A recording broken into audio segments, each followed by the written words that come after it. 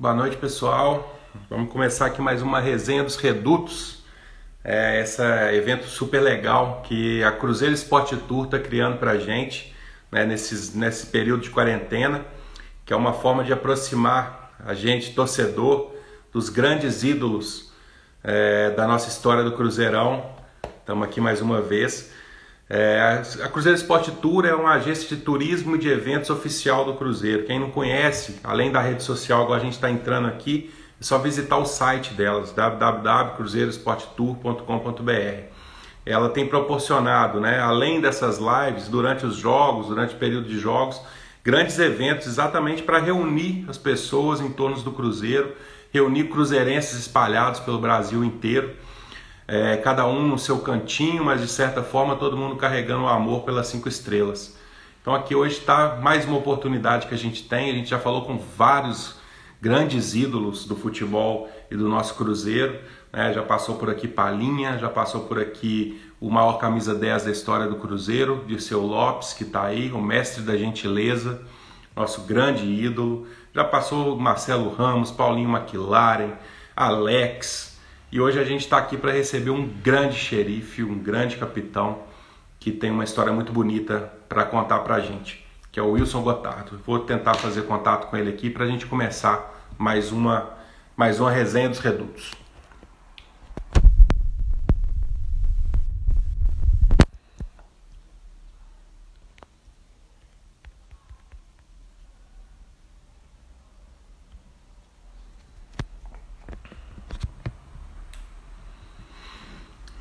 Turma tá aí, JF Zero, John tá na área, Denilson. Que bom encontrar com todo mundo aqui. Cadu, Carol. Vamos aguardando o nosso xerifão. Helen, seja bem-vinda.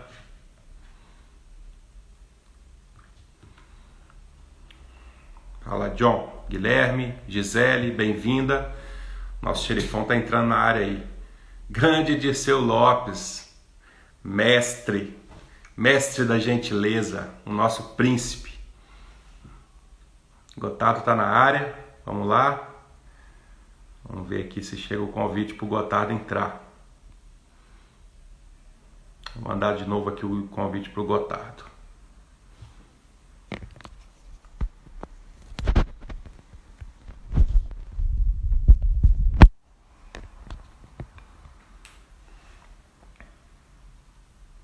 Max, grande abraço, Max, André. Gotardo, você já escuta a gente? Mandei o convite aí para você entrar.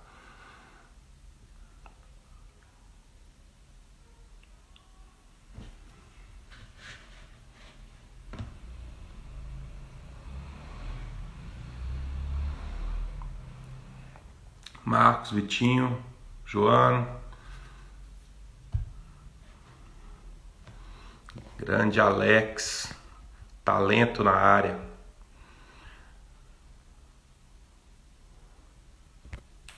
Olha ele aí, Gotardo ligou para o Alex e o Alex está aqui.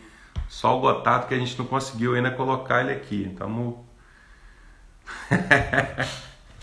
o Alex falando que o Gotardo não vem. Só falta essa. Grande Nogueira, a turma do Cruzeiro no Pará. Alex e Dirceu fizeram uma live histórica aqui pelo Cruzeiro Esporte Tour na semana passada, né? Os dois maiores camisa 10 da nossa história. Mas o Gotardo, pronto, agora o Gotardo tá chegando mesmo.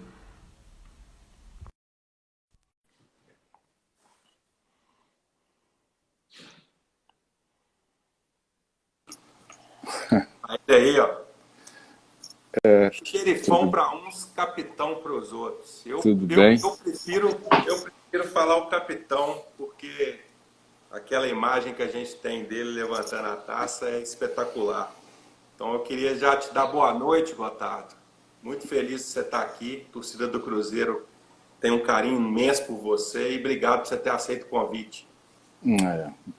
Desculpa a demora aqui, que eu estava te ouvindo, estava vendo aí essas brincadeirinhas do Alex aí, estava vendo tudo, mas não estava conseguindo conectar, não estava entrando. Está me ouvindo bem? Estamos ouvindo, tá tudo Ah, certo. tá, ok.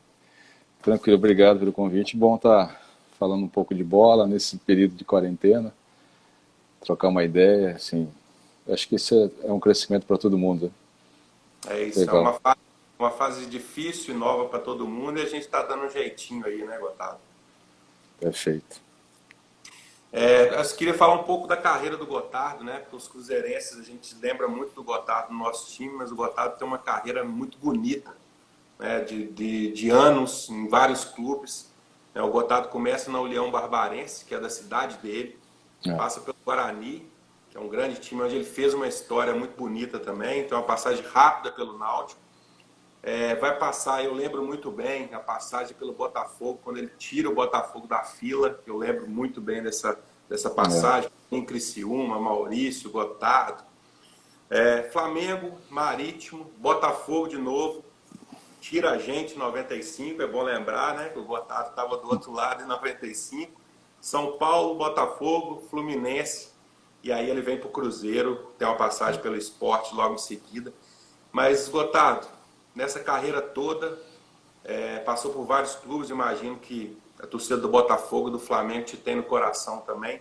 Mas para você, o que, que significa ainda ser um grande ídolo da torcida do Cruzeiro, mesmo ter ficado apenas 2 anos por aqui? é. Pois é, a história do Cruzeiro é uma história muito rica, né? Eu já cheguei num grupo que já com um passado recente só de vitórias. Ou seja, eu estava chegando para ocupar um espaço de vencedores, né? Quando o Paulo Tuori ligou, eu estava aqui no Fluminense, perguntou se havia interesse da minha parte em jogar no Cruzeiro. Por incrível que pareça, a minha estreia no Fluminense foi no amistoso lá no Independência, né? Fluminense e Cruzeiro. Vencemos acho que 1-0, 2-1, uma coisa assim. Bom, enfim, aí com o convite do Paulo, eu falei, Paulo, poxa, quem é que não quer jogar no Cruzeiro? Pô, mas isso não depende de mim, depende do Fluminense também. Eu estou bem, tô feliz do Fluminense porque a proposta no geral do Fluminense foi muito boa. Proposta de trabalho também. Eu sabia que o Fluminense ia jogar a Série B, sabia tudo, né? Eu falei, é um desafio. O Fluminense precisa de alguém que queira enfrentar esse desafio. Eu sempre gostei de umas broncas assim, né? Bom, enfim. Aí o Cruzeiro acertou com o Fluminense e eu me desliguei.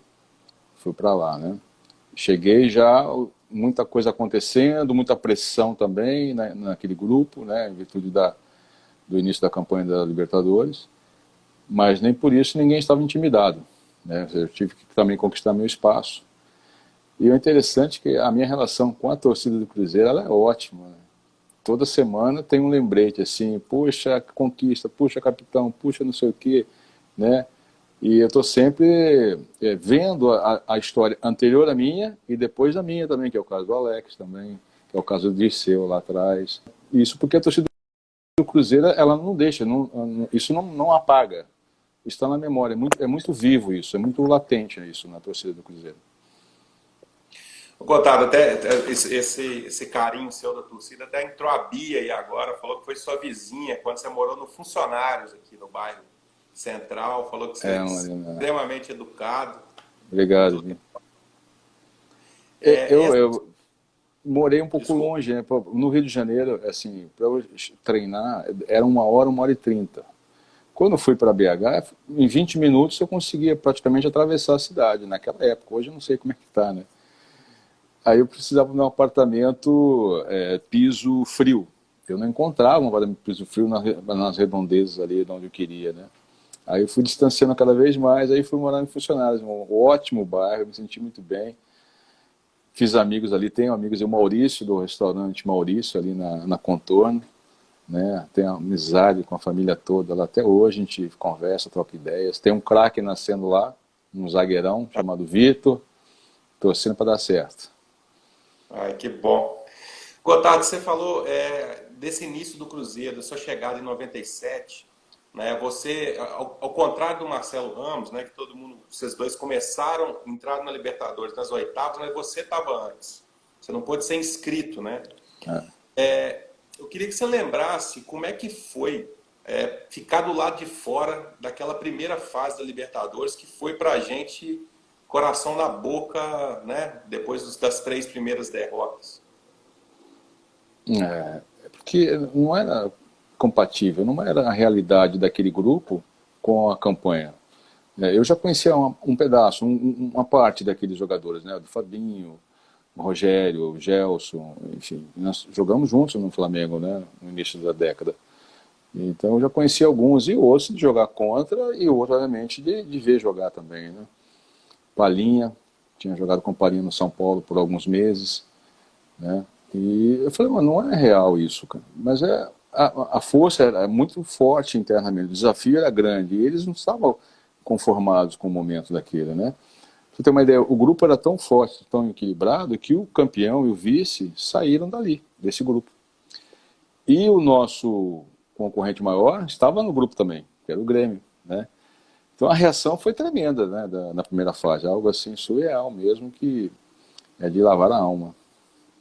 E você do lado de fora, Gotardo, falando em bastidor mesmo, você lembra como é que foi depois que chegou 3 derrotas, né?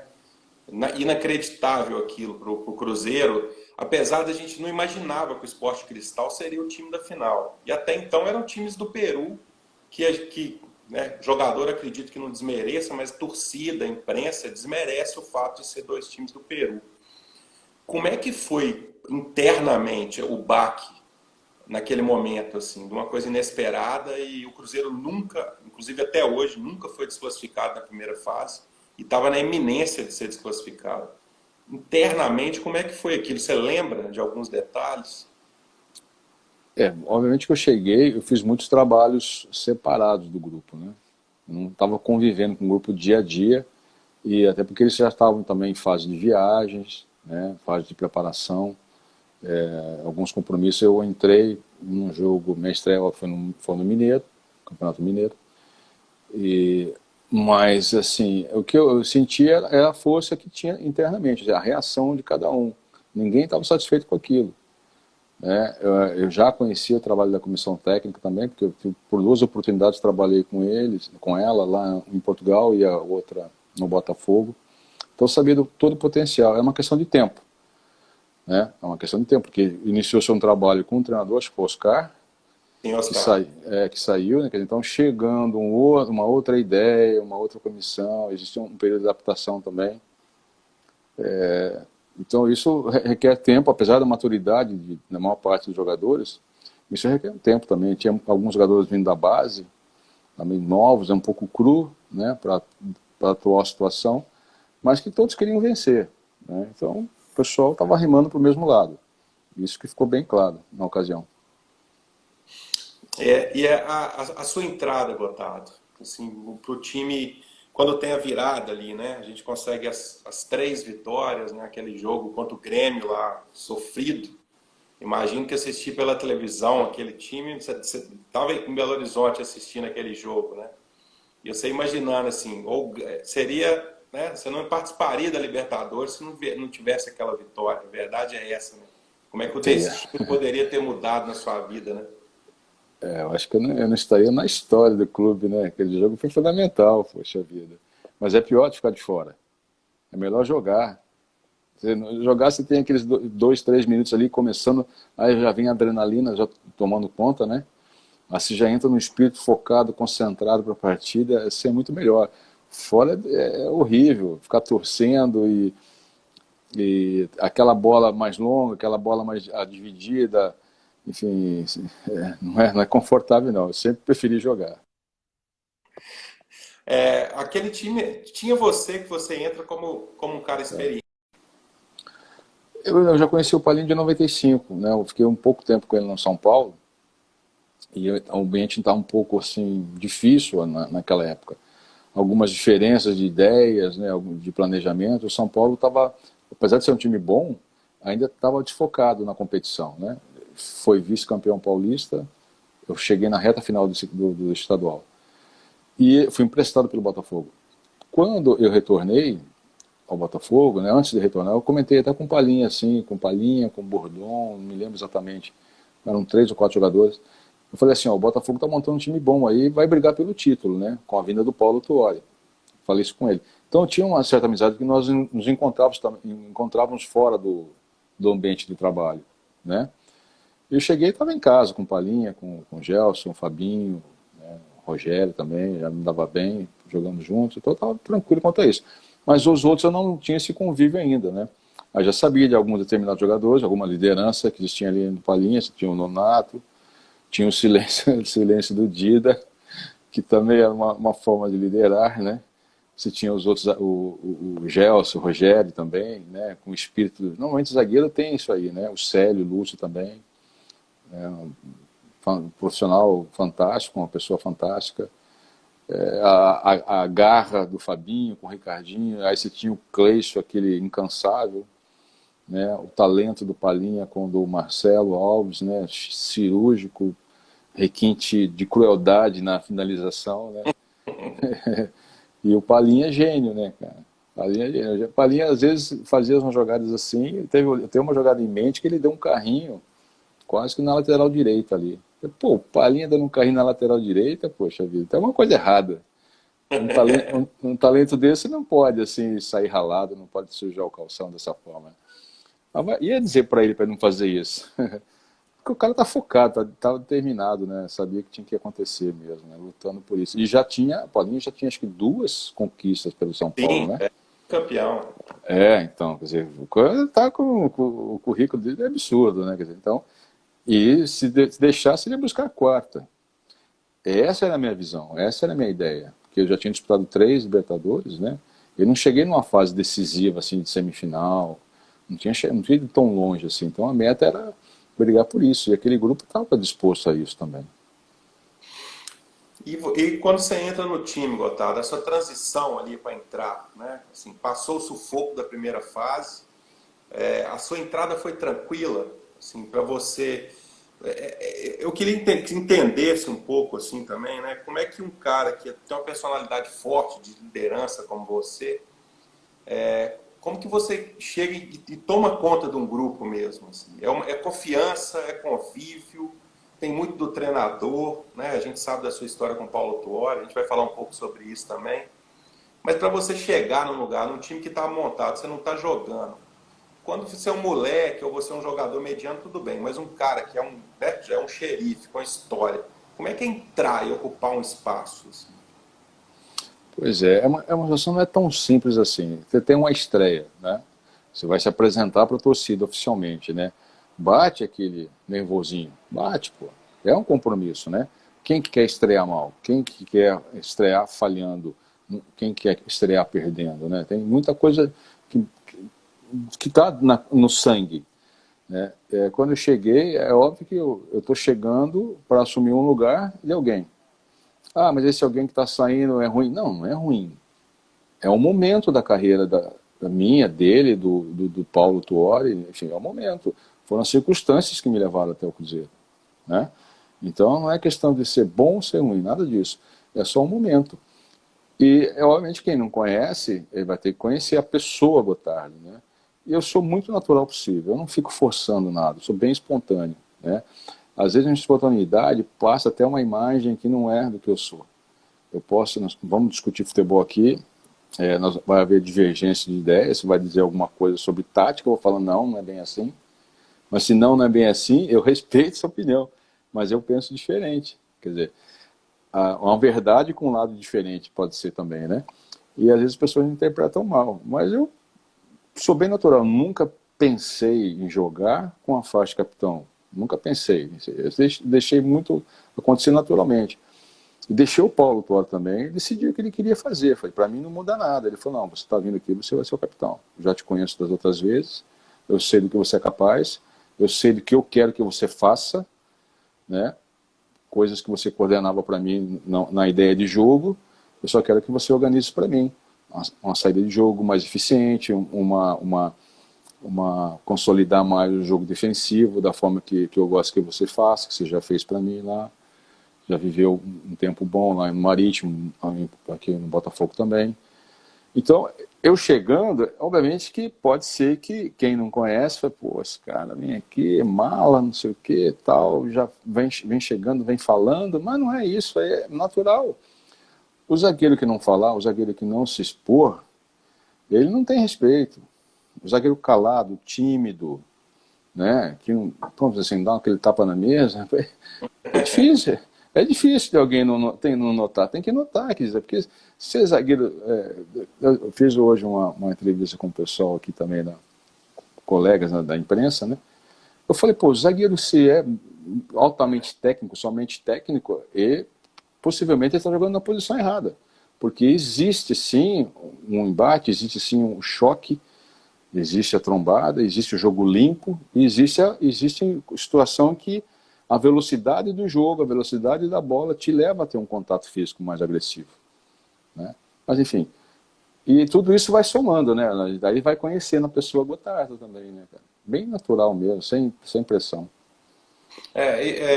Esse negócio do xerifão, né? O Cruzeiro teve alguns xerifes na história dele, né? O Procópio mesmo, eu não sei se você chegou a conviver com ele quando ele estava aqui. O Procópio foi do time do Cruzeiro de 66 e que teve um embate com o Pelé, que o Pelé quebrou a perna dele. Mas é isso, assim, a torcida são jogadores como você, o Adilson também, que você lembra que você teve uma passagem com ele quando ele estava treinando o Cruzeiro, né? Quando eu decidi, né, porque eu era uma espécie de um agente, dava uma assessoria em carreira, foi quando eu levei o Ramires para o Cruzeiro, e eu falei para o Ramires, eu já não estava mais querendo trabalhar nessa área, eu queria sair, porque tinha feito um curso de treinador em 2001, né, eu já queria ter entrado direto, mas as coisas da vida me levou para outro caminho. Aí quando o Ramires saiu do Cruzeiro, foi para a Europa, eu encerrei meu ciclo nessa área comercial, né, de gestão de carreira. E fiz alguns estágios, e fiz com o Adilson ali. O Adilson me recebeu super bem, né, fiquei à vontade ali, eu acho que uns 15 a 20 dias. Né. Depois eu recebi um convite para ser treinador do Vila, pelo Pedrinho BH, né, foi em 2011, acho.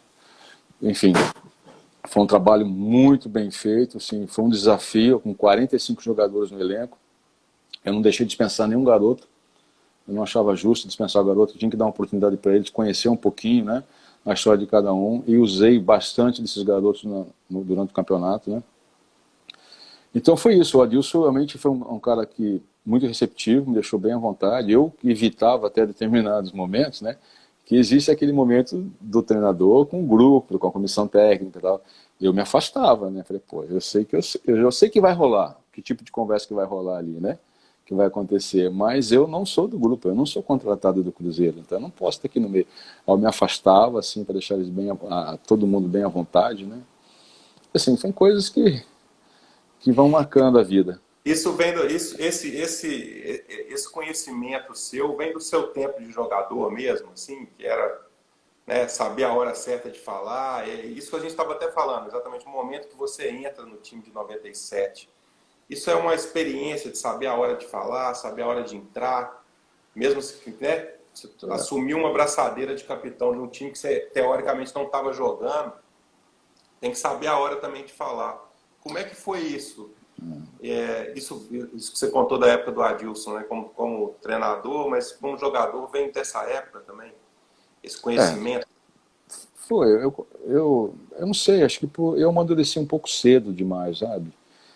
Talvez por falecimento do meu pai, eu só tinha 13 anos, né? E 6 irmãos, eu era o homem dos irmãos o mais velho, então acho que eu cresci um pouco cedo demais, isso não é legal também. Eu acho que cada um acho que as pessoas têm que respeitar a idade cronológica, sabe? A maturidade, ela deveria acompanhar um pouquinho, né? Eu acelerei esse processo, então eu com 20 anos, eu não permitia determinadas situações da minha vida. Com 20 anos, pô, eu era um menino, né? E menino de 20 anos lá atrás é bem diferente de 20 anos hoje. Hoje, 20 anos estão voando lá em cima, né, cara? Lá no pico mesmo, né? Já estão com uma experiência absurda. Então, mas aí eu acho que eu antecipei algumas etapas da minha vida, né? E me deixou, não nada de infelicidade, não. Até sou muito grato a Deus por isso.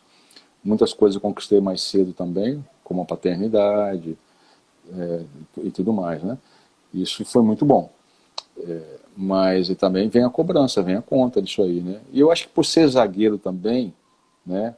Amadurecer mais cedo, ser zagueiro, ser mais responsável, ser mais cobrado, né? E às vezes eu vi determinadas críticas de imprensa dizer assim, porque a zaga bateu a cabeça. Eu falei, pô, mas esse gol nem estava na jogada, pô. Esse gol aconteceu, quem errou foi fulano de tal, né? Como que a zaga bate a cabeça? Eu acho ridículo também essa frase, né? Acho que um repórter ele não tem, ele estuda há muitos anos para chegar e dar uma frase dessa, a zaga bateu a cabeça. Eu acho isso muito limitado, né? Bom, enfim, aí eu acho que amadureci muito rápido, né? Eu sempre respeitei os espaços, né? Do colega, do grupo.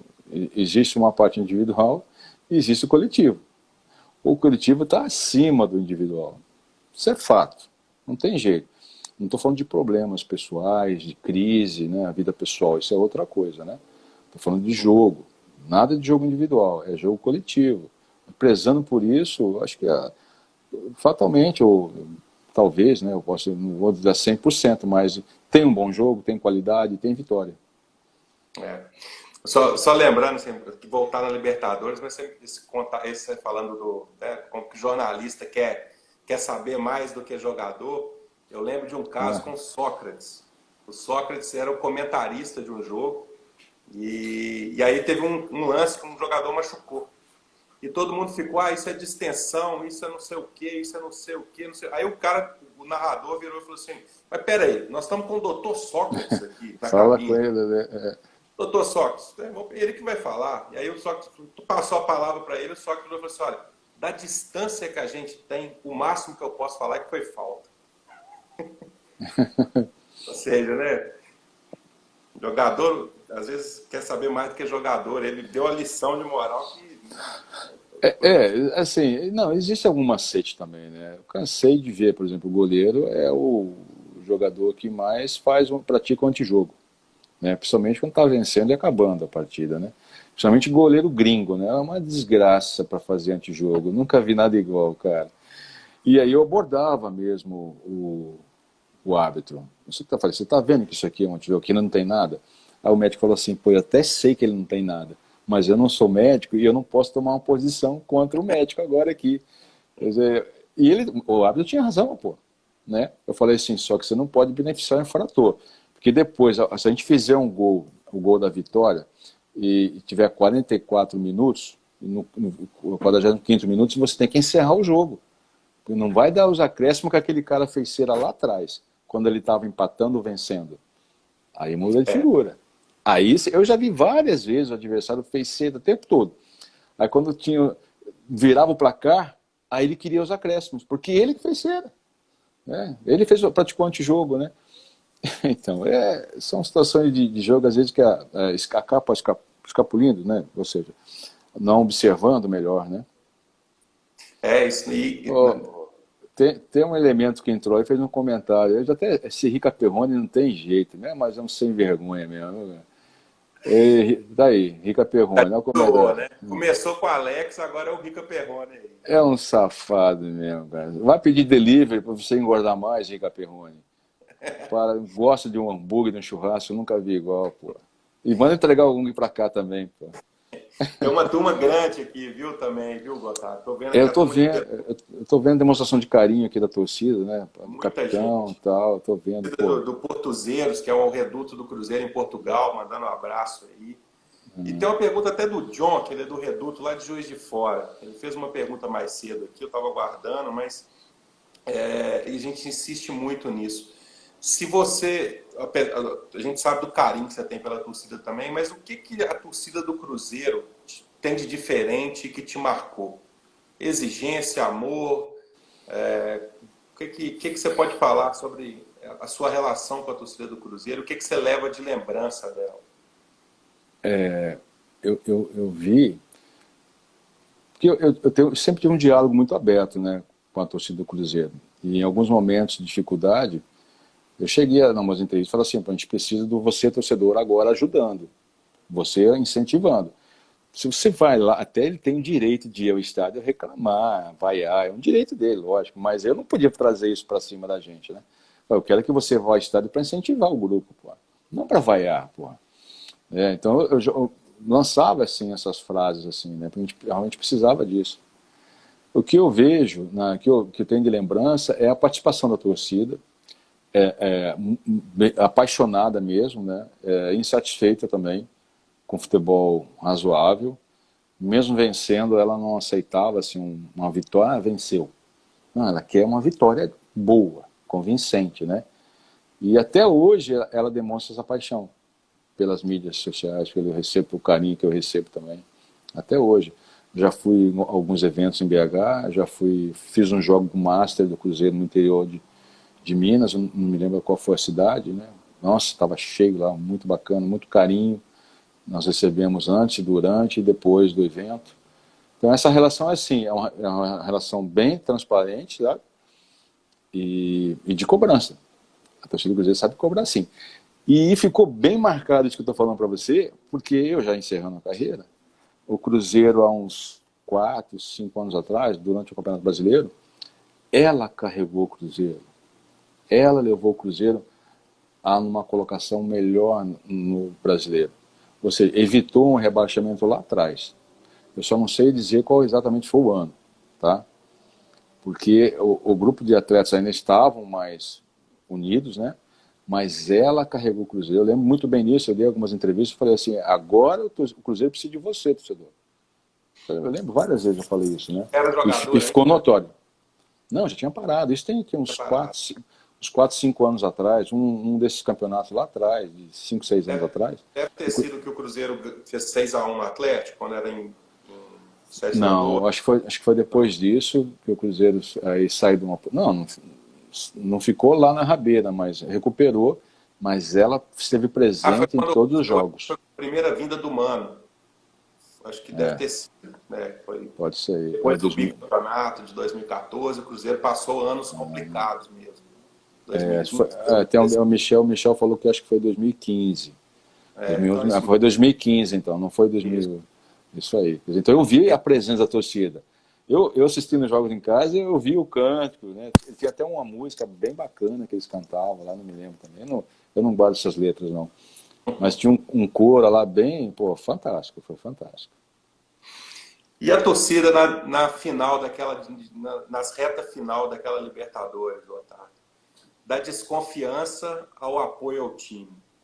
Aquilo foi vocês que reconquistaram a torcida também? Porque a primeira fase a torcida, né, praticamente também pensou que não ia dar mais. Mas vocês acham que vocês reconquistaram a torcida do Cruzeiro? Então, como eu disse, a cobrança ela é forte também. E naturalmente, que tendo um time capaz, né, com o potencial de lutar por uma melhor colocação, ninguém vai aceitar, né? Uma simples derrota e ficou na primeira fase, né? A participação dela foi fundamental, porque todos os jogos ela esteve presente na disputa dos pênaltis, né? Eu vi alguém que falou do Dida e do Palinha, fantástico a atuação de ambos, né? Que eu até também tinha uma lesão no tornozelo, alguém escreveu alguma coisa do tornozelo que eu machuquei no jogo contra o América também. Que lesão, do nada uma ligamentar, né? Enfim, aí eu jogava sem atadura também, eu só usava uma caneleira, né? Caneleira e uma espuma nos tornozelos, proteger os ossos, maléolos, né? Aí jogar com atadura era ruim, para mim era ruim, péssimo. Bom, aí a torcida participando dos jogos decisivos, né? Até mesmo quando teve um jogo que foi contra que nós fomos para os pênaltis, né? Eles fizeram um gol, não, foi em BH, eles fizeram um gol no final, um pouco antes da final. É o Nacional, eu acho. Nacional, Foi um jogo que estava tranquilo, cara. Aí saiu um Fizeram gol no finalzinho. Meu Deus, lá vamos para os pênaltis. E obviamente que eu treinava, nunca fui batedor, mas era muito dedicado. Eu falei, não, eu vou escolher um canto. Essa história de olhar para o goleiro, ver o movimento do goleiro para depois escolher o canto, isso tem que ser muito frio, né? Tem que estar bem fisicamente, emocionalmente, e tem que treinar bastante. E como não era apto de treinar pênalti, porque naturalmente durante os jogos normais, você tem sempre 2 ou 3 batedores, né? Palinha, Marcelo, Ricardinho também batia, né? Enfim. Então esses caras têm essa incumbência de bater. Então por isso que ninguém treina mais, assim, né? Enfim. E aí a torcida ajudou, empurrou, né, cara? Aquela foi legal. O Michel tá lembrando, né? Teve essa do El Nacional, né? Do gol no finalzinho do Mineirão. Mas teve a do Colo-Colo também, né? Que é do Colo-Colo que ganhamos os pênaltis deles Lá, né? lá, né? E o Colo-Colo era o time a ser batido também, que era o time que estava voando naquela época. Você lembra dessa disputa lá no Chile, que o Cruzeiro é sempre encardida? O Cruzeiro, na verdade, ele para esses times, para esse Colo-Colo, os times argentinos, eles detestam o Cruzeiro. Detestam. Isso ficou notório porque não jogar, né, durante a partida, assim, se discute com os gringos, né? Você bate boca, tal, às vezes comenta alguma coisa, né? Por exemplo, tinha do Colo-Colo tinha um meio-campo chamado Gorosito. Hoje ele é treinador, né? Chato pra caramba, maldoso, tem que ficar muito ligado com ele, sabe? E às vezes discutia no jogo, ele fala, Gotard, já te conheço já dos outros tempos, isso aqui e tal, né? Então já tratava até pelo nome, né? E essa malandragem toda você tem que usar a seu favor. Você tem que impor, né, a sua capacidade, né, usar das armas todas legais, né? E quando nós conseguimos fazer um gol para os pênaltis, né, naturalmente o time que já sentiu a pressão foi o próprio Colo-Colo. E já foi para a penalidade já esperando o pior. E quando viu o paredão lá na frente, né, na sua frente o batedor de pênalti viu o Dida, pô, né? O Bassai também, Sierra, bem lembrado aí do Michel aí. Era um timaço. Jogadores chatos, cara, difíceis mesmo, sabe? Uma equipe que também tinha um coletivo forte, isso aí. E eles têm o Cruzeiro, já vinham no Cruzeiro, desde a época das Supercopas, né, que o Cruzeiro tirou o Colo-Colo as 2 vezes. Então, tanto é que o apelido do Cruzeiro de La Bestia Negra vem da época do Colo-Colo. Então, provavelmente, quando eles enfrentaram vocês, queriam passar por cima. Né? E falando um pouco sobre o paredão silencioso, né? Você como zagueiro, Gotard, como é que era ser zagueiro sabendo que você tinha o Dida? E como é que era o convívio com o Dida? Aquele paredão... Eu queria só lembrar também do Alex Alves, né? Falecido Alex Alves, lembra dele, né? Nossa, como... 98 com você. 98, os argentinos odiavam ele, cara. Eu ria muito. Durante o jogo eu ria. Eles ficavam malucos. Eles falavam assim, como é que pode ser desse jeito? Eles falavam. Quem que segura esse demônio? Os caras ficavam loucos. Eles não conseguiam anular o Alex. Eu ria muito. Ele era muito rápido, né? O Alex era um fenômeno fisicamente. Ele era resistente, tinha resistência muscular, aeróbica, anaeróbica, tinha tudo. Veloz, era absurdo, né? E estava numa grande fase, realmente. Né? Esse deu assim um flash agora na mente. Né, Gotard? Hã? Ele era um cara extremamente alegre, né? Alegre, pô. Isso tem que entender o Alex, né? Ele era alegre, mas também ele é meio introvertido, né? Aí eu entrei, descobri a senha, eu entrei, né? Aí me aproximei, fiz amizade com ele e tal. Sempre procurava conversar com ele também, né? Sobre algumas situações da vida. Assim, saudade, né? Morreu muito jovem, na verdade. Né? E sobre o Dida é o seguinte, é aquele cara que você está jogando ali, né? Fica ali uns 5, 10 metros atrás, 15 metros atrás, e num chute do adversário, não precisa olhar. Você sabe que a bola não vai entrar. É assim, é isso que o Dida passava para mim. Segurança. Né? Apesar, lógico, tinha todos aqueles cuidados, não fazer aquela blindagem nele, um possível rebote, tudo isso, né? Uma bola na trave, né? Tá sujeito, né? Mas a segurança era absoluta, né? Eu tinha 100%, tranquilo. Isso como zagueiro, jogando, né? Eu tô falando assim, independente de ser no Cruzeiro. O zagueiro sabe quando o goleiro não passa confiança, muda o jeito de vocês jogarem, da dupla de zaga. Isso é notório, assim? Muda porque existe aquela história, não deixa cruzar, não deixa chutar. Né? Naturalmente vai ficar um pouco mais acentuado, né? Que se o goleiro está inseguro, às vezes ele está num momento de insegurança, não é que ele é sempre inseguro, né? Ele teve uma falha técnica e aquilo gerou uma instabilidade, então você tem que dar uma blindagem, você tem que proteger. Então evitar agora chutes de média distância, curta distância, né, para que ele recupere a confiança. E os cruzamentos também, evitar escanteio, evitar essas jogadas aéreas, tudo isso aí. Tentar pegar o homem da bola, encurtar os espaços, né? É um jogo de ajuda, na verdade, né? É um jogo de ajuda. Chutou de fora da área, qual a obrigação do zagueiro? né? Já está numa posição corporal correta para fazer a volta e uma possível cobertura do goleiro, né? O goleiro saiu para pegar um cruzamento, um escanteio, para fazer uma defesa, dar um soco ou segurar. Qual é a função do zagueiro?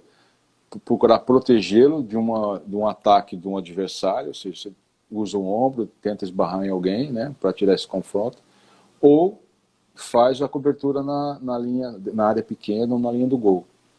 Caso aconteça algum rebote, faz um despacho ali mesmo, tira para longe, né? Quer dizer, tudo isso aí tudo isso não é achismo, não. Isso é treinado, é estudado, isso é de cada um, é da cabeça de cada um, né? Eu, como treinador, oriento muitos meus zagueiros a fazerem isso. Essa blindagem com o goleiro e a cobertura também, que o goleiro também tem cobertura, né? Existe um lance lá contra o Sport Cristal, lá no Peru, em que eu fiz isso. Eu fui para a linha do gol. O Dida saiu, né? Alguém bateu no braço dele, eu fui para lá.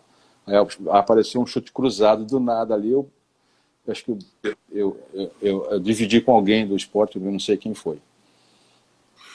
Por falar em ficar preparado com rebote, na história do Cruzeiro, acho que os momentos mais que o coração veio na boca do torcedor cruzeirense foi um rebote. E você estava em campo, que foi aquela falta do Sporting Cristal, que o Dida defende e o jogador vai na cara dele, assim. Você lembra daquele lance? Você tem isso na memória, daquele momento? Eu lembro que a gente, revendo o lance, a gente viu os jogadores botando a mão na cabeça, assim, tipo, inacreditável. Lógico que eu lembro, porque fizemos a barreira ali, e a barreira você não pode abrir a barreira, não importa o que vem, se é um chute fraco, colocado, o máximo que pode fazer é saltar, né? Hoje está na moda de chutar por baixo da barreira, né? Saltou, a bola está passando rasteira, né? Mas tem que tomar esses cuidados. Aí acho que a bola, desviou em alguém e o Dida, e a bola veio mais para o canto esquerdo dele mesmo, né? Só que o Dida é muito grande, né? Bola rasteira, apesar de ser grande, ser rápido, né? Mas é um grau de dificuldade. Aí ele fez uma primeira defesa e em seguida chegou alguém, quer dizer, mesmo sabendo que tem que ter alguém na cobertura, que eu acabei de falar há um minuto atrás, né? Acontece de alguém escapar e fazer a finalização. Aí o Dida foi bem 2 vezes. Gotardo, aquela bola não entrou para a nossa felicidade e a gente chegou no final tendo um momento que para mim tá na memória. Falar seu nome, eu lembro de eu chorando naquele momento. Levantar a Libertadores, né? Você está imortalizado na história da Libertadores, não é só do Cruzeiro, né? Dos capitães que levantaram aquela taça, tão difícil de conquistar. O que passou na sua cabeça, na sua família? Como é que foi? Eu acho que talvez, não sei se é o grande momento da sua carreira, mas levantar a Libertadores, que foi tão difícil para aquele grupo, que você sabe que não merecia ter perdido, não merecia ter acontecido o pior que estava prestes a acontecer. Para você, assim, aquela imagem, você se vendo até naquela imagem, quais são as lembranças que te trazem, os bastidores daquela levantada de taça ali? É interessante que para tudo, né? Família, todos, amigos próximos, várias pessoas, amigos do Rio, foram para Belo Horizonte, né? Família de São Paulo foi também, ficou todo mundo acampado lá em casa, né? Amigos que ficaram em hotel, parou tudo. Era impressionante, mobilizou boa parte do Rio e interior de São Paulo, né? E aí a organização do Cruzeiro foi bacana, que levou nossas famílias todas para o Mineirão de ônibus, né? Porque é muita gente, muito carro. Você tem que ter tranquilidade, não tem como. Você vai jogar e não sabe como é que a família tá, né? E quem que quer ficar em casa? Quem que quer ficar em casa esperando? Peraí, vamos esperar aqui, vamos ver se vai passar o jogo, né? Ninguém quer, tem que ir pro estádio, pô, né? E isso foi muito legal. E nós ficamos concentrados na toca, né? E durante a tarde, né? Foi à tarde, e isso, fiz uma entrevista numa emissora, e aí o cara falou assim, pô, você conhece essa planta aí, essa árvore? Conheço, a árvore é flamboyant. Metido a saber de planta, né? Mas eu conhecia mesmo, porque na minha cidade tem muito dessa árvore. Ele falou, mas como é que você sabe o nome dessa árvore? Porque ele estranhou, né? Durante a entrevista perguntou, eu falei. Não, eu falei, porque tem um fruto ali, né? Aí ele falou, vamos lá buscar esse fruto então. Aí o fruto era uma réplica pequenininha da taça. Entendeu? Aí essa matéria passou no intervalo do jogo. Eu falei, existia confiança na conquista, sabe? O primeiro passo é você acreditar, poxa. Você vai acreditar, não, eu vou entrar, mas acho que não vai dar para conquistar, não. O time dos caras é muito bom, não sei o quê. Aí não, já entra derrotado, né? Mas existia confiança de vencer mesmo. E a gente via no dia a dia, nas conversas, nos grupos que acontecia pós-treino, ficavam ali no gramado, conversando, no vestiário, né, nas refeições também, né, porque concentravam na toca um, né, não tinha toca 2. Então, marcante. E quando saindo ali do estádio, você lembra de encontrar a torcida? Belo Horizonte, e você estava no coração, né? Que você fala funcionários, mas é o que a gente Savassi, né? É aquela região ali. Imagina que você morava por aqui, que era onde geralmente se comemorava os títulos também. Você lembra da cidade parando, encontro com a família? Você lembra porque a gente que era cruzeirense enlouqueceu naquela noite. Teve um cara que falou sobre aposta para quem fizesse o gol. Não Quem tinha foi o gol aposta. Não sei.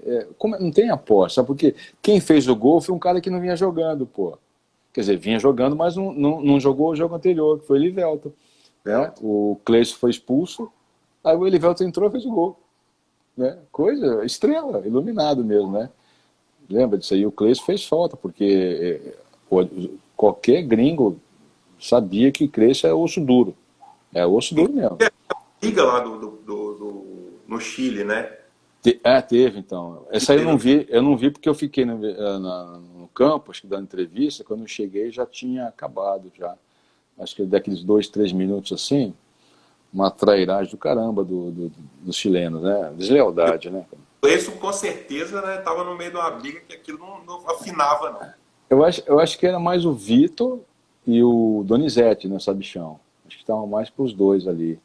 Mas aí o Fabinho chegando, acho que o Cleiton chegando também, aí já deu uma embolada para os caras, né?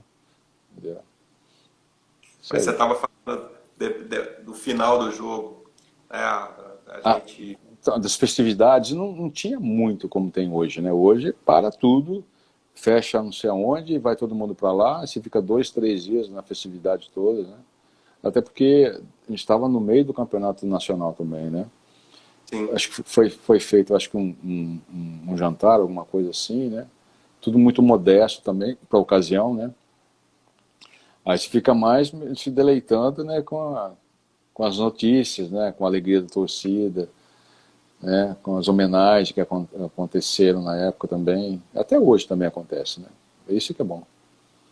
Esse ano ainda tem uma coisa que talvez para jogador não marque tanto, mas para a gente que é torcedor marca muito, né? Que foi o recorde de público do Mineirão, que é imbatível, né? Foi o Cruzeiro e Vila Nova, até o Vila, né? Que depois você foi. Eu lembro, né? Foi feita uma promoção, né? Eu não sei, acho que o casal não pagava, né? Mulher e criança era de graça. Mulher e criança, nossa, aquele ficou lotado. Eu até tenho uma camiseta, com o desenho do estádio e o número de torcedores, né? 32. 132.827, uma coisa assim, acho que é parecida, né? Bom, enfim, aquilo foi uma loucura, foi um jogo apertado, né? O Vila tinha um time certinho também, né? Super motivado, né? Foi um espetáculo, né? A torcida deu um espetáculo à parte, né? E tem a gente falando do Fabinho. O Fabinho realmente foi um jogador incansável. O Fabinho era até meu parceiro de quarto nas viagens, né? Para fora, era parceiro de quarto. A gente fazia altas resenhas, altas conversas e fazia nossas orações também pela fé, né? Mesma fé que a gente tem. O Fabinho é um amigão que eu tenho até hoje, muito carinho por ele. De vez em quando se encontra aqui no Rio de Janeiro. Eu chamo ele de Vavá. Fala, Vavá, ele fala xerife, aí vai. Essa é a resenha. É por causa do pai dele, né? Seu Vavá. Aí eu chamo ele de Vavá. O Fabinho fora de campo, ele era também encardido daquele jeito, que dentro de campo ele não, né? mordia, parecia que ia morder qualquer um, assim. Pô, a Fabinho é uma dama, na verdade, né? Ele fora de campo, de hábitos simples, até hoje ele tem tranquilaço, assim, tem sempre, mora aqui na região do Jacarepaguá, tem lá o local que ele gosta de tomar o açaí, não sei o quê, tá sempre postando umas matérias, umas fotos lá, né? O jeitão dele. O Fabinho acho que também envelheceu um pouquinho antes da hora, ele podia segurar um pouquinho essa onda aí, viu? Depois você tenta convencer ele a falar com a gente aqui, que a gente sente muita falta dele. Ué, ele não, ele tá se negando a falar? Não, Ele deve estar acanhado, não, mas é um cara que a gente gostaria de trazer ele aqui, por toda a história que ele tem no Cruzeiro. Cara muito bacana. com certeza.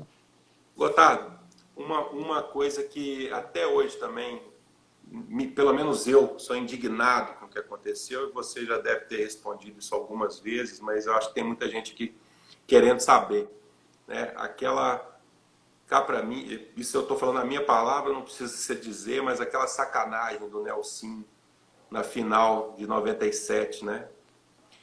Como é que aquilo, para você, cara, até hoje passa pela cabeça que poderia ter sido uma outra história para o Cruzeiro? Não temos garantias, né, de que o Cruzeiro seria campeão se não tivesse feito algumas mudanças. Também não tem como garantir isso. Mas eu posso dizer para você que não foi a forma correta de agir. Acho que faltou mais seriedade, faltou mais respeito. Você montar o time, botar a forma do que o time vai jogar, escalar o time, ok, não tem nenhum problema. Isso é a liberdade que tem. Mas a forma que foi dito, que foi falado, que foi feito, é isso que eu não concordo. Sabe? Não justificava fazer aquilo. Não, pelo menos comigo, não tinha justificativa nenhuma. Mas foi uma decisão dele. Até na época eu falei, abordei o presidente, o Zezé, falei, Zé, eu acho que isso não é saudável. Não está certo o que está fazendo. Ele falou, não posso fazer nada, é decisão do treinador. Né? E quando eu falei com o treinador depois, né, ele falou que não era decisão do Zezé. E eu sei que não era decisão do Zezé. O Zezé queria ser campeão assim como eu queria também. Só que foi decisão do treinador. Né? Ele enfraqueceu o grupo. Eu lembro do jogo, eu lembro que quando o Marcelo Ramos entrou na partida, incendiou o jogo, mudou a cara do jogo, né? Ele entrou aceso, ou seja, então fazia necessário que o Marcelo Ramos jogasse, na minha opinião. Eu não vou nem falar em causa própria, porque ele não tinha motivos para ser sacado do time, não tinha.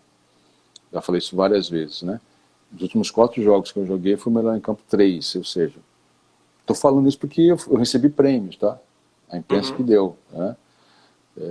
E eu tenho a consciência que eu joguei bem, então não tinha motivo para sair do time. Aí a decisão foi dele, assim, eu acho que tinha algo em mente, que até hoje eu não sei, nunca me falou. Eu fico pensando, né, conjecturando também. Recebi dezenas de ligações depois que isso aconteceu, de atletas que estavam na ativa ainda, me falando, ele sempre faz isso. Ele faz isso mesmo, ele fez isso comigo aqui no Palmeiras, fez isso comigo aqui no Santos. Aí um monte de gente falando, sendo solidário, né? Eu acho que isso não tem como voltar. Eu sabia que também que eu não teria outra oportunidade de jogar. Eu já estava com 36 anos, né? Mais ou menos. E eu não teria outra oportunidade, porque é muito difícil chegar a uma final num jogo desse, né? Em Tóquio. Hoje não, hoje é no Catar, né? É muito difícil chegar, ainda mais com a idade avançada. Você tem que estar num clube competitivo, um clube de top, de alto rendimento, para fazer parte de uma grande conquista, né? Então, foi uma grande chance na minha vida que eu sabia que não ia ter volta. Lamentável, eu fiquei muito triste mesmo. Não só da sua, como nossa também, né? Porque o Cruzeirense tem isso, né? O Cruzeiro tem muita mágoa com o que ele fez. Não só com você, com o grupo, né? Porque a gente sabe que Um quando clube, e o um grupo clube. também sente o baque, Ele né? fez com o clube, né? A instituição, né? Eu sempre falo isso, eu sou, eu não canso de repetir porque eu acredito nisso, que o maior patrimônio do clube é a torcida. Então se fez com a instituição, fez com o clube, fez com a torcida, tá? O atleta é substituível, todos são, né? Todos são. A pessoa não, óbvio. Mas aí essa decisão foi 100% dele.